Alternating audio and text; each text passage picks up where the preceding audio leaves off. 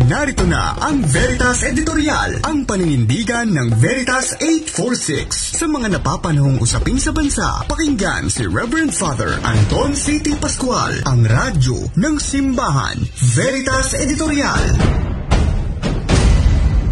Mga kapanalig, ang buwan ng Nobyembre ay National Children's Month. Sa pangunguna ng Council for the Welfare of Children, ang pagdiriwang ng buwan na ito ay may temang OSAEC, CSAEM, Wakasan, Kaligtasan at Karapatan ng mga Bata Ipaglaban.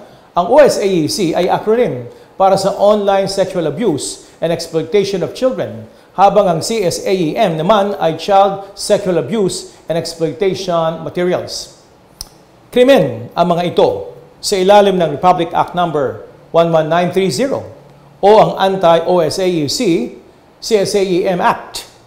Tumutukoy ang OSAEC at CSAEM sa lahat ng mga forma ng sexual na karahasan, mga pang-aabuso at pananamantalang ginagawa sa mga bata sa pamamagitan ng information and communication technology. Kabilang sa mga ito ang paggawa, pagpapakalat, pagpapamay-ari ng mga material na ginagawang sexual na bagay ang isang bata. May tatlong pangunahing sangkot sa OSAEC: ang buyer, ang facilitator, at ang batang biktima. Ayon sa report ng International Justice Mission, dito sa ating bansang Pilipinas, ang buyer o customer ay kadalasay lalaki sa edad 40 pataas. Kadalasay dayuhan ang mga customers, mga taga-Amerika, Sweden, Australia. Ika nga, mga puti. Ang facilitator o trafficker naman ay kadalasay Pilipino at babae. Karamihan sa kanila ay, nakakalungkot sabihin, ay magulang o kamag-anak mismo ng mga biktima. Kahirapan kapanalig ang pangunahing nagtutulak sa traffickers na biktimahin ang ating mga bata. Katwiran nila, harmless, o hindi naman mapanganib ang OSAEC dahil online naman ito. Hindi nahawakan ang mga bata. Samantala, 11 taong gulang naman ang kasang edad ng mga batang biktima. Pero may mga biktima ding sanggol pa lamang. Nakakapangilabot, nakakagalit, nakakasuka, kapanalig. Mga batang Pilipino ang isa sa pinaka-vulnerable na biktima ng OSAEC sa buong mundo. At bakit? Una, maraming Pilipino ang fluent sa Ingles, kaya mas madali ang komunikasyon sa pagitan ng buyer at trafficker.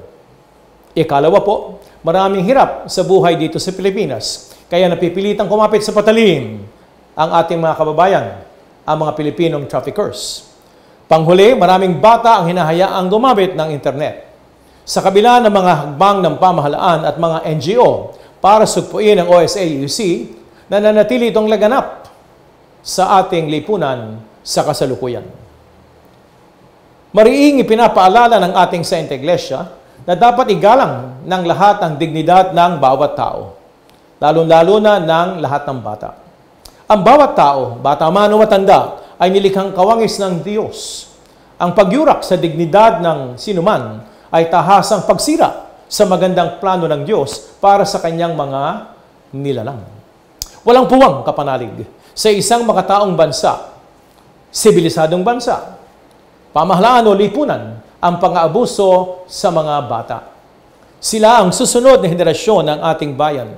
Kaya mahalaga ang mga hakbang ng isang bansa o mga bansa na labanan ang anumang forma ng pagyurak sa dignidad ng mga musmos na walang kalaban-laban.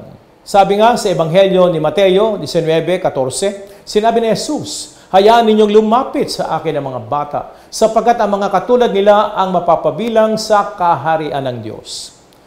Kapanalig, patunay ang mga salitang ito ng pagpapahalaga, pagmamahal ng Panginoon sa mga bata. Kaya ang sinumang sumusunod kay Jesus, tayong mga Kristiyano, ikaw at ako, Katoliko, ay may mabigat at tungkuling protektahan, pangalagaan ng mga bata. Sa loob ng mga tahanan, siguraduhin natin hindi naiiwang mag-isa ang mga bata online. Maging mapagmatsyag tayo sa ating paligid. Kahit hindi natin anak ang isang bata, tungkulin nating protektahan siya. I-report sa Barangay Council for the Protection of Children o sa mga pulis sa mga kaso ng pang-abuso sa mga bata. Palalimin natin ang ating kaalaman tungkol sa OSAEC at ibahagi ito sa kapwa.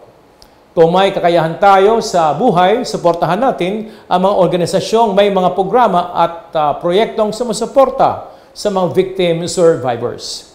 Kaya kapanalig, it takes a village to raise a child. Totoo po yan. Kasama tayong mga Kristiyano sa pamayanang ito.